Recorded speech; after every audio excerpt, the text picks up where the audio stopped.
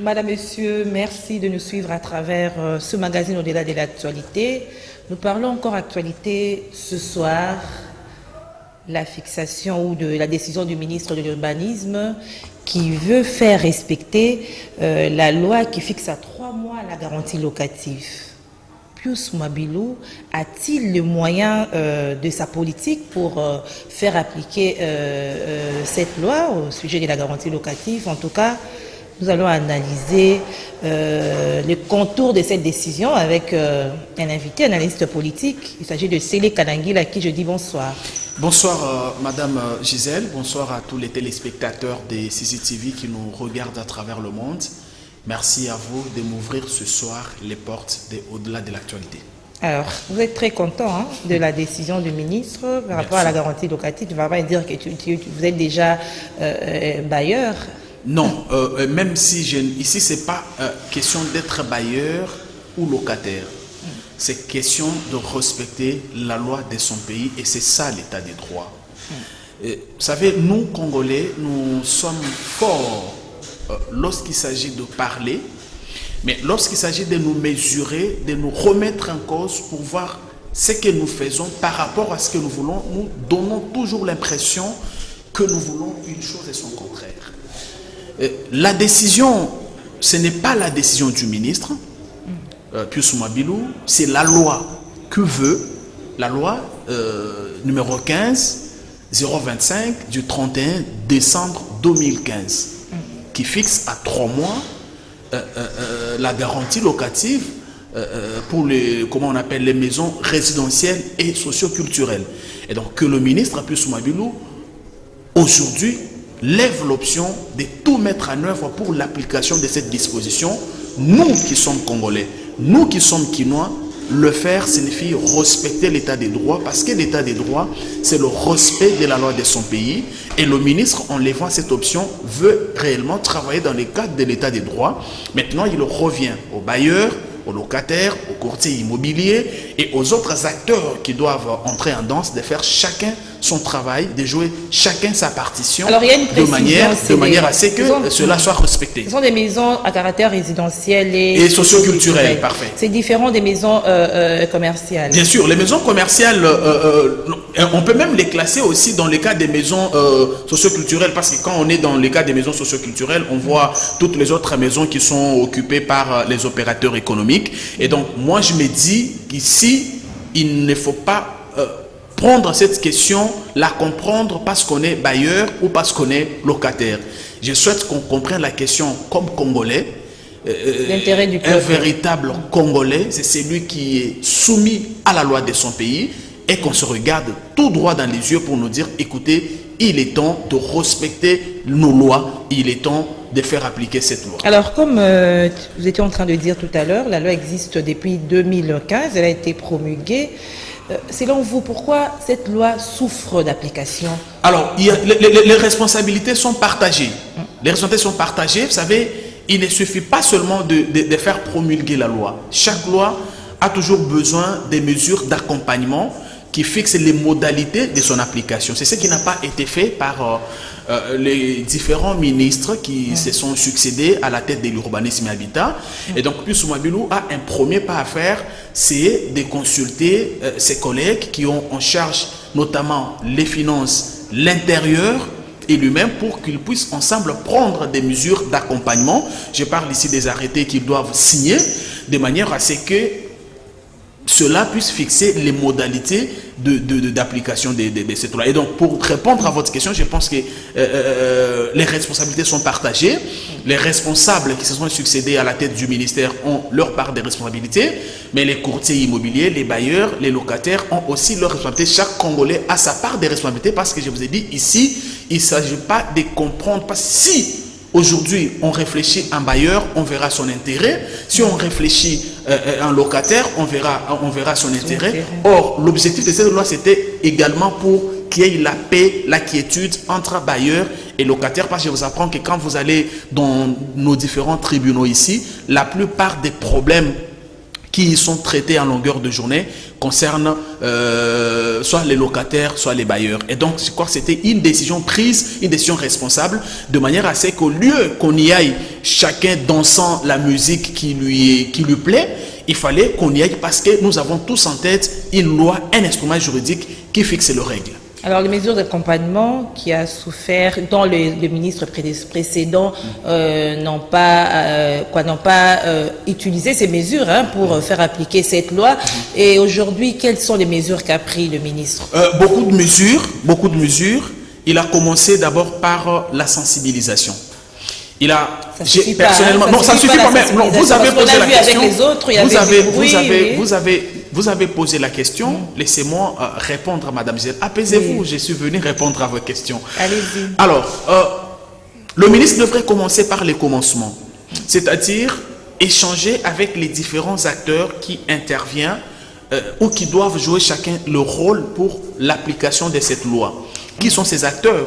En dehors de ses collègues ministres, avec qui se sont déjà mis d'accord pour signer les différents arrêtés fixant les modalités d'application de cette loi, il y a des acteurs très importants qui sont les courtiers immobiliers, qui sont les bailleurs et qui sont les locataires. Parce que ce sont les trois principaux acteurs qui doivent chacun exhiber un pas de danse pour que la loi soit respectée. J'ai personnellement assisté à son échange ou aux échanges avec les bailleurs, à la réunion avec les courtiers immobiliers. J'ai aussi assisté plutôt à la réunion qu'il a eue avec les locataires. Tous se sont mis d'accord que cette loi est importante et qu'il faut l'appliquer. Même les courtiers. Même les courtiers. Les courtiers d'ailleurs. Parce qu'on les accuse d'être à la base des garanties. Non, on les accuse à tort. Oui. On les accuse à tort. Les courtiers, ils sont, je peux dire, des victimes aussi. Parce que s'il amène Madame Gisèle chez toi et tu dis, ma garantie locative ici, c'est à 12 mois. Parce qu'à Kinshasa, il y a des gens qui ont fixé la garantie locative à plus de 10 mois. S'il amène un preneur et que tu lui dis, ma garantie locative, c'est à 12 mois. Et que lui te dit, monsieur le bailleur, voici ce que veut la loi. Tu peux changer de méthode, les contourner et collaborer avec un autre courtier qui, lui, va fléchir à ce que tu as dit. Donc, moi, je ne veux pas les accuser parce que je les ai vus échanger avec le ministre Pius Mwabilou à ce sujet-là. Je les ai entendus s'exprimer. Ils sont autant que les bailleurs et les locataires, tous engagés de manière à ce que cette loi soit appliquée. D'ailleurs, ils étaient contents que le ministre Pius fasse de l'application de cette loi l'un de ses combats, parce que, comme je vous ai dit, le peuple d'abord, c'est le fait que dans chaque secteur, et c'est ça que le président Tshisekedi veut avec ses ministres, c'est ça que le Premier ministre veut avec ses ministres, dans chaque secteur, que chaque ministre fasse tout pour que le peuple d'abord puisse être senti. Le peuple d'abord... C'est pas du populisme, ça. Non, le peuple d'abord, dans le secteur dont Pius Mwabilou est responsable, c'est faire en sorte que la garantie locative baisse, ça va, n'est-ce pas, diminuer, enlever la plupart de nos jeunes que vous avez surnommés à Kinshasa les Salomon. Ils ne sont pas Salomon parce qu'ils le veulent.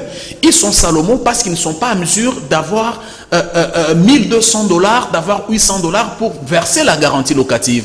Et quand vous discutez avec eux, ils vous disent, mais je ne peux pas avoir 25 ans et continuer à passer nuit au salon de ma grand-mère ou de ma grande sœur. Mais parce que je suis face à une réalité qui ne me permet pas d'aller chez moi. Et aujourd'hui, quand ils ont appris que le ministre Pius Mwabilou s'est levé et a pris le devant, ils sont tous d'accord de manière à ce qu'aujourd'hui, nos jeunes puissent être responsables. Même s'il loue sa petite maison, il la loue dans le respect de la loi, ça fait de lui un responsable qui peut alors penser aussi à venir en aide à sa famille. Et donc, je reviens pour ma question, c'est pas du populisme. Pourquoi je dis ça, c'est parce que est-ce que l'État aujourd'hui fixe la garantie à 3 mois?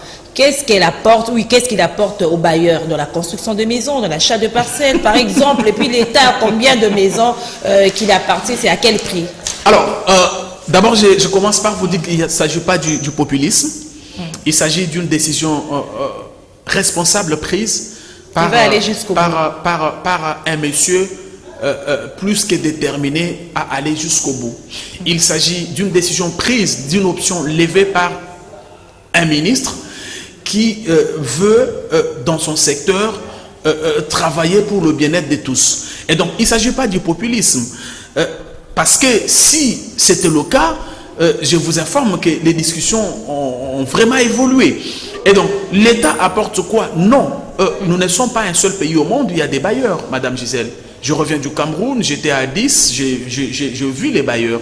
Partout où l'État existe, il y a des dispositions que l'État arrive à prendre pour régler la vie, la collaboration entre mais bailleurs. Mais il apporte aussi des aides bailleurs, j'y arrive, de matériaux, j'y arrive.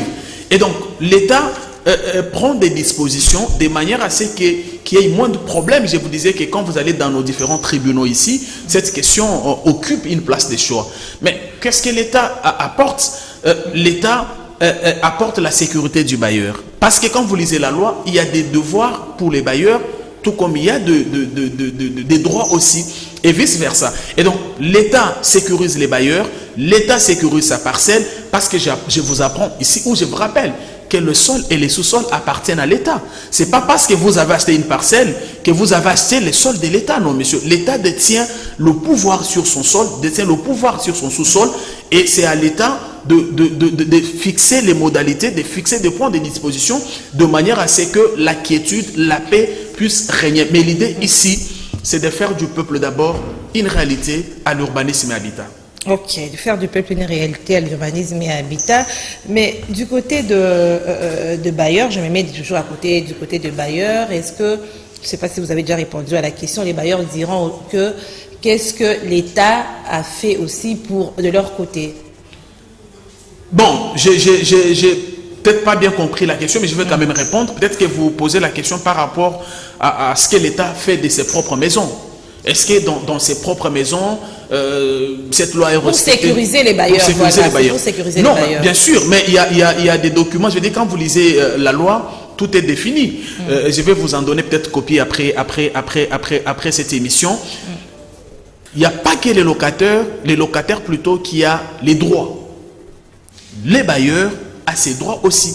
Et la loi fixe même les modalités des signatures des contrats et de la résiliation de celui-ci si les locataires ne respectent pas ce que lui demande la loi par rapport aux bailleurs. Mais comme je vous ai dit, ici, nous gagnons nous tous. Ici, c'est notre pays. Ici, c'est notre sol. Bailleurs, locataires, courtiers immobiliers, ministres plus mobiles, tous devons travailler pour que nos lois soient respectées, parce que c'est le respect de nos lois qui fera de l'état des droits une réalité ici. Parce que l'état des droits, je rappelle que c'est une société dans laquelle la loi fixe ce que les citoyens doivent faire, ce que les dirigeants doivent faire aussi. Et donc, les deux doivent jouer chacun sa partition, son rôle, pour que nous puissions tous goûter au miel de l'état des droits. Alors, depuis que la campagne a été lancée, combien de personnes ont déjà été poursuivies? Y a-t-il des sanctions? Très bonne question. Oui. Vous parlez de la campagne qui identifie les maisons de l'État et les occupants. D'abord, par rapport à la garantie locative, parce que non, vous n'allez pas me dire qu'aujourd'hui à Kinshasa, s'il faut particulariser, à Kinshasa, tous les bailleurs fixent leur garantie à 3 mois. Non, la réalité, elle est désastreuse. Je ne sais même pas s'il y a un bailleur qui fixe la garantie à 3 mois. Mais aux bailleurs qui nous suivent maintenant, de mettre dans leur tête que l'État veut que la garantie soit fixée à 3 mois, pas plus, pas moins, parce que si vous fixez à plus de 3 mois, la loi prévoit même l'emprisonnement. La loi prévoit même l'emprisonnement. Je crois au 2e paragraphe, il prévoit même l'emprisonnement. Et donc, c'est à chacun de se confirmer, de se conformer plutôt, à chacun de jouer sa partition, de jouer son rôle, de faire sa part, de manière à ce qu'il n'y ait pas de problème. Mais j'avais compris. Est-ce qu'il y a déjà des sanctions? Non, à ce stade, ouais. Le ministre était dans une dynamique de faire comprendre aux Kinois, de faire comprendre aux Congolais que la loi existe, voici ce qu'elle prévoit. La loi est dure, mais c'est la loi. C'est encore la sensibilisation. Nul n'est censé ignorer la loi. Vous comprenez? Le ministre est dans cette dynamique-là, dans cette première phase-là. Il a sensibilisé les bailleurs, il a sensibilisé les locataires, il a sensibilisé les courtiers immobiliers qui servent pratiquement du pont entre bailleurs et locataires. Il y a une deuxième phase qui arrive, dont je ne peux pas parler ici, Et je reviendrai au moment Ça peut prendre combien de temps la sensibilisation? Non, l'idée, pas la sensibilisation, l'idée c'est qu'on passe à la vitesse supérieure vraiment bientôt. De toutes les façons, parce que les locataires sont impatients. Nous sommes déjà dedans. Non, j'ai vu le message qu'ils postent par rapport à cette loi dans les réseaux sociaux. J'ai vu comment ils sont mobilisés les locataires, parce que je rappelle ici qu'à Kinshasa, nous avons une grande population locataire qui est les gens qui ont des parcelles, qui est les bailleurs. Donc, l'idée, ce n'est pas de faire souffrir qui que ce soit. L'idée, c'est que chacun de nous joue son rôle pour que chacun de nous gagne. C'est ça une société responsable. Et donc, les bailleurs doivent comprendre ça comme ça. C'est ça aussi l'état des droits. L'état des droits, ça ne signifie pas que tu peux vivre dans un pays où tu fais ce que tu veux. Les gens ont toujours tendance à oublier, à confondre les choses. Comme j'ai vu certains, ça donnait à des pratiques pas bonnes et puis ils vont dire l'état. Non, l'état des droits, c'est une société organisée dans laquelle tu n'es pas permis de tout faire ou de tout dire. L'organisation, c'est aussi l'État de construire ses maisons à lui. Hein. Bien sûr, l'État... On a combien et les prix fixés pour la location, c'est combien? Vous avez totalement raison, Madame Gisèle. À ce propos, j'ai fait partie de l'équipe qui a accompagné le ministre Pius Mabilou au Cameroun, il n'y a pas longtemps, où il a été prendre part à la 40e session des Shelter Afrique, qui est une entreprise qui œuvre dans les logements et dans l'habitat en Afrique. Et donc, il a été question justement de parler de la politique de l'habitat en Afrique. Et je vous apprends que le ministre Pius Mabilou avait pu arracher les soutiens, donc l'accompagnement, si vous voulez, de Shelter Afrique, qui viendra ici ouvrir un bureau régional, qui a promis de l'accompagner dans le cas de l'extension de la ville de Goma, et qui va construire des logements décents ici. Goma. Non, sur l'étendue, sur l'ensemble du territoire national, ouais. Construire des logements décents. Mais ça, c'est des projets qui viendront. Mais qu'est-ce que nous faisons des maisons que nous avons déjà? C'est ça la grande question. C'est ça la question. L'entretien, oui. Le prix. Ça, c'est une très bonne... C'est ça même la question. Alors, qu'est-ce qu'on fait de nos maisons, des maisons que nous avons? Parce que quand le ministre Pius Mabilou arrive, je ne suis pas venu faire sa propagande. Je suis en train d'analyser par rapport à la question. Je suis en train d'analyser seulement. Je vais d'ailleurs vous surprendre que j'ai vu certains locataires seulement parce qu'ils n'aiment pas Pius, c'est seulement parce qu'ils sont opposés à Tshisekedi, dire non à l'engagement de Pius à faire appliquer la loi qui fixe la garantie à 3 mois. J'étais quand même perdu. Quand vous le regardez, vous savez qu'il est locataire, il souffre lui-même, il occupe une maison pour laquelle il a déboursé plus de 12 mois de garantie. Mais seulement parce que la tête de Pius ne lui plaît pas, la tête de Tshisekedi ne lui plaît pas. Mais je vous dis, vous-même vous dites, mais ça c'est la sorcellerie ou quoi? Vous vous dites, mais ça c'est la sorcellerie, c'est l'envoûtement, comme le dit souvent Pierre Gérard ou quoi? J'étais quand même une parenthèse que je referme tout de suite. Mais j'en viens à une question très importante que vous avez posée. Que fait l'état de ces maisons? Je vous surprends que toutes ces maisons sont d'abord dans un état délabrement trop avancé. Ça va peut-être vous choquer, mais c'est la réalité, il faut l'avouer. Il faut l'avouer. Alors, on a combien de maisons? Ça, c'est une bonne question. On a combien de maisons? C'est l'essence de la campagne d'identification des immeubles et des espaces qui relèvent du domaine privé de l'État. La campagne lancée par le ministre Pius Mabilou il y a 2 semaines. L'objectif, c'est de chercher à avoir une idée précise sur combien de maisons l'État possède, non seulement à Kinshasa, mais dans d'autres villes du pays. Les maisons qu'on a déjà vendues. Ça, c'est une très bonne question. Pourquoi on a lancé cette campagne? C'est parce qu'on a constaté, qu'il a constaté que par le passé, comme nous avons été dans un régime où les puissants l'étaient dans tous les secteurs, la plupart des maisons de l'État ont été spoliées. Il y a des gens qui se sont octroyer les maisons de l'État, qui se sont servis d'un rang qu'ils avaient, d'une certaine autorité qu'ils avaient pour faire des maisons de l'État les leurs. À chacun son tour, hein. Plus aussi est venu pour qu'ils s'octroient aussi les maisons de l'État. En tout cas... chacun son tour. Non, lui, malheureusement, il n'est pas, heureusement plutôt, il n'est pas dans cette dynamique-là. Je comprends les gens qui lui en veulent, je comprends ça.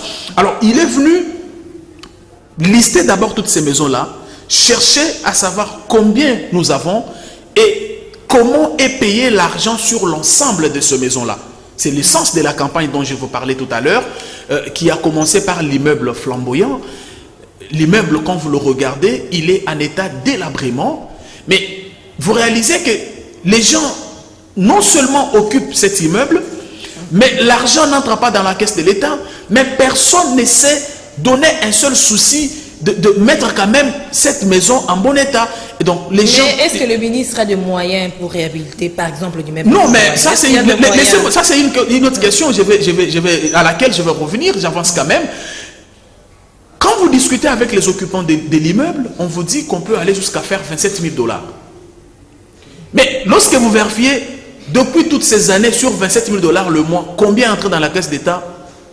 Zéro. Je vais vous choquer. Vous avez des gens qui ont été locataires de l'État, qui sont devenus bailleurs, qui à leur tour ont pris leurs nièces, leurs locataires à eux, leur ont donné les maisons, et à la fin de chaque mois, on donne l'argent à ces gens-là. Quand vous posez la question, c'est fut tel ministre, c'est fut tel général, c'est fut telle autorité. Et voilà la situation. La campagne se poursuit, et je vous apprends aussi que la plupart des gens qui étaient dans ces magouilles ne se sont pas présentés à la commission chargée d'identification de ces maisons. Ils ont fou. J'ai même les noms, si vous permettez, je peux les citer. Mais si vous pensez que ce n'est pas opportun, on peut penser. La campagne a commencé à l'immeuble flamboyant.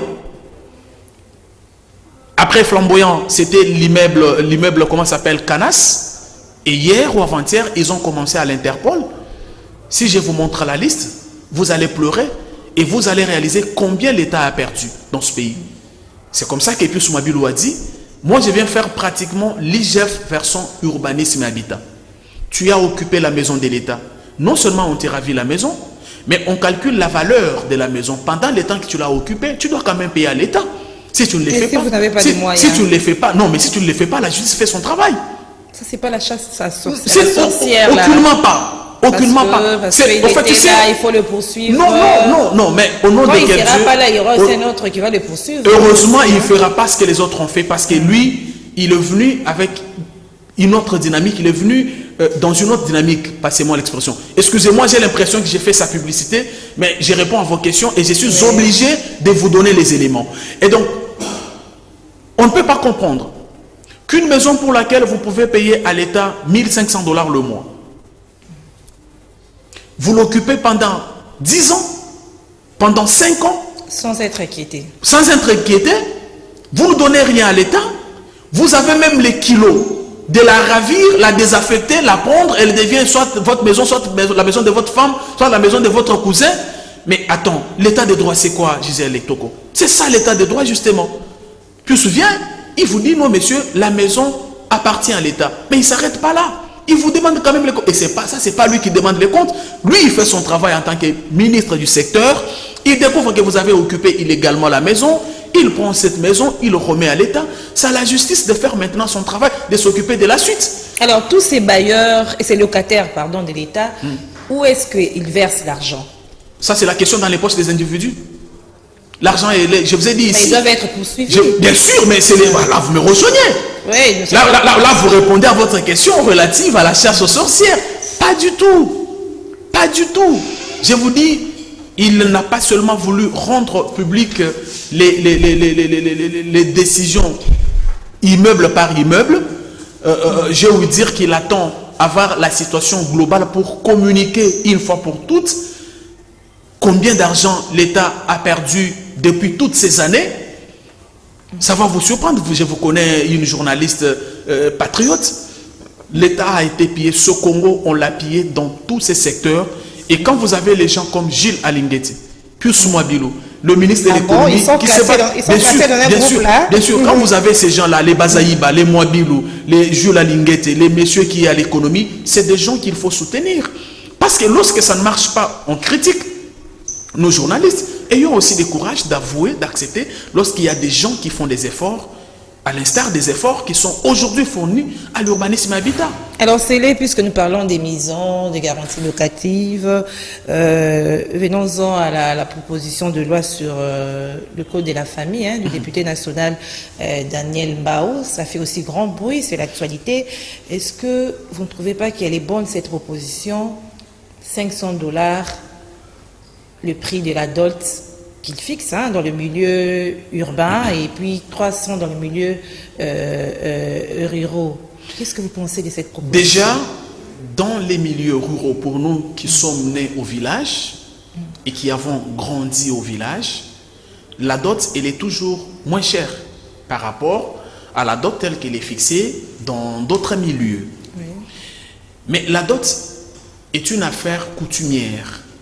Chaque coutume, chaque tribu, chaque village a sa façon de fixer la dot par rapport à sa coutume. Parce que si vous allez chez les Loba par exemple, on vous demande 2 chèvres, je vais dire une chèvre et un bouc, et les 2 chèvres ont leur signification dans la coutume Loba.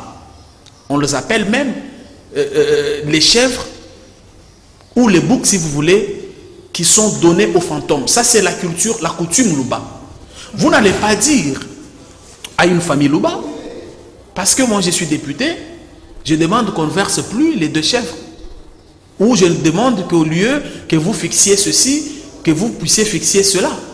Là, c'est par rapport à l'espèce. J'en viens, bien sûr, bien sûr, bien sûr. Il y a des valeurs totales, bien sûr.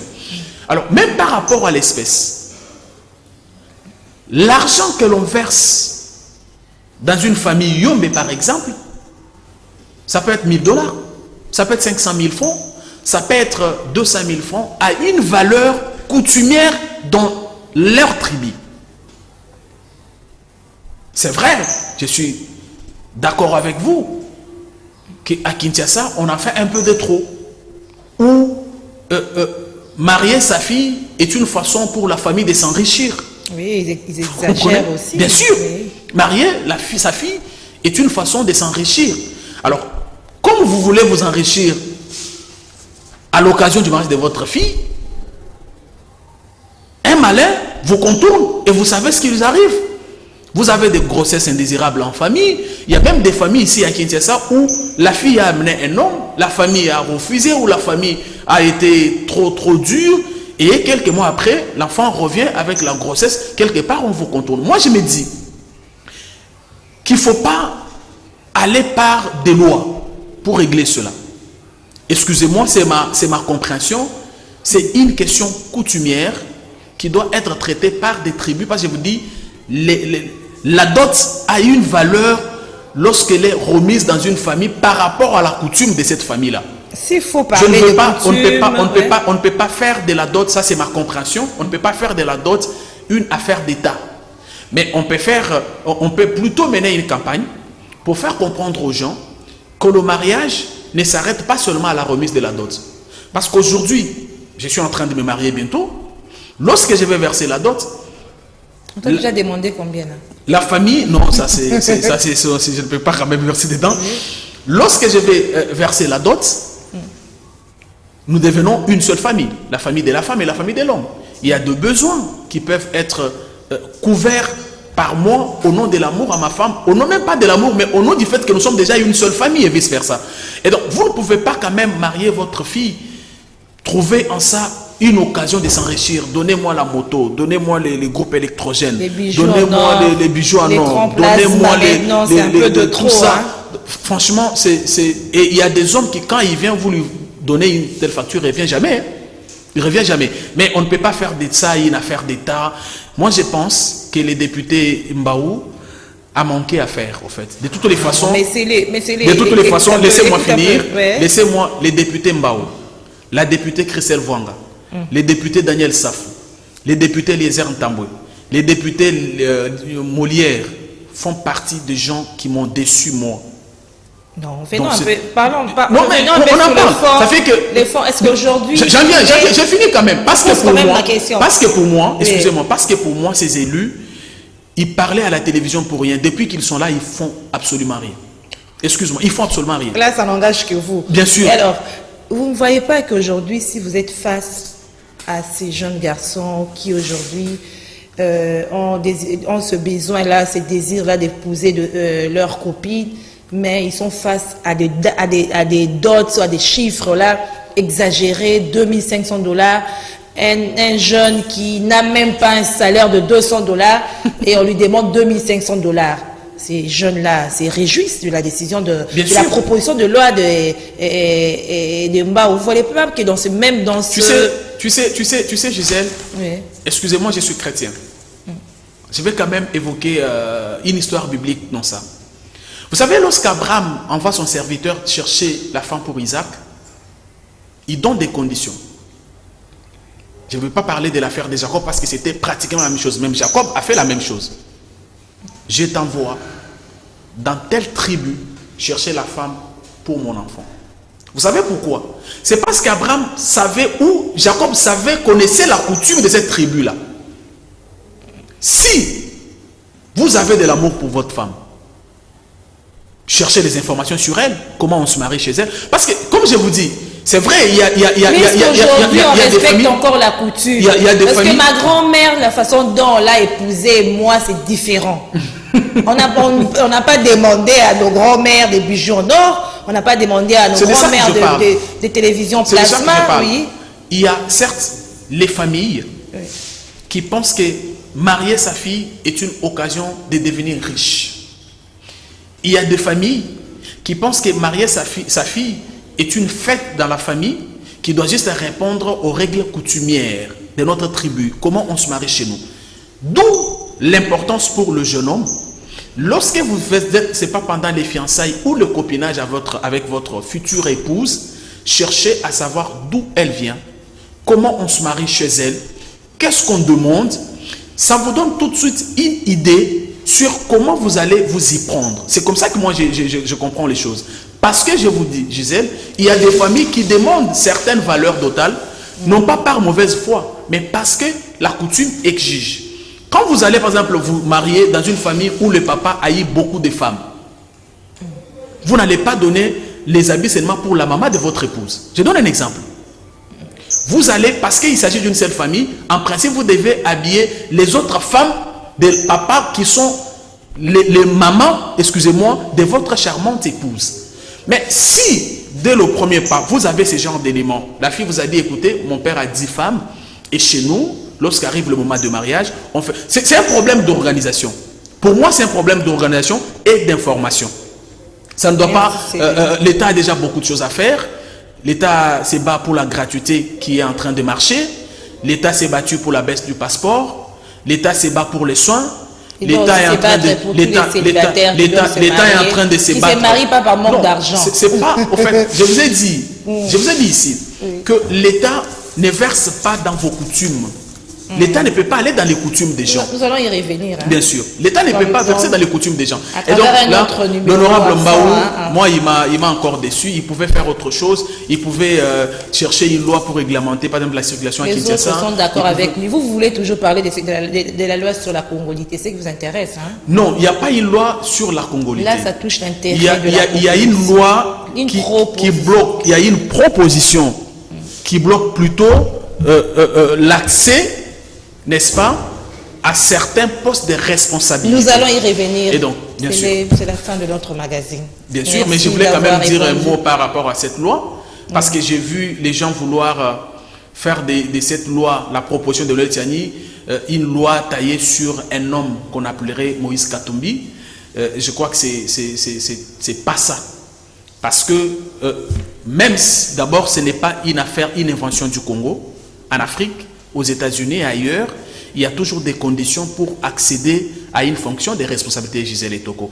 Dans notre pays, pour être candidat président, Jean-Pierre Bemba a donné 100 000 $.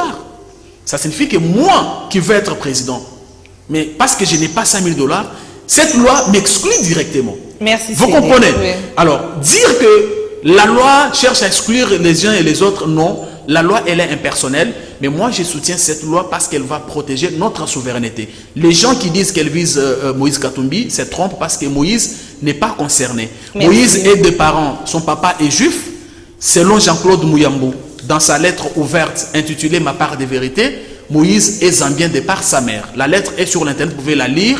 Ça signifie que Moïse n'est même pas concerné par ce débat. J'aimerais que les Congolais des pères et des mères et les Congolais des Dakar fassent ce débat-là. Merci à vous. Merci beaucoup. Fidèles téléspectateurs du magazine Au-delà de l'actualité, nous nous retrouvons au prochain numéro. Au revoir. Merci.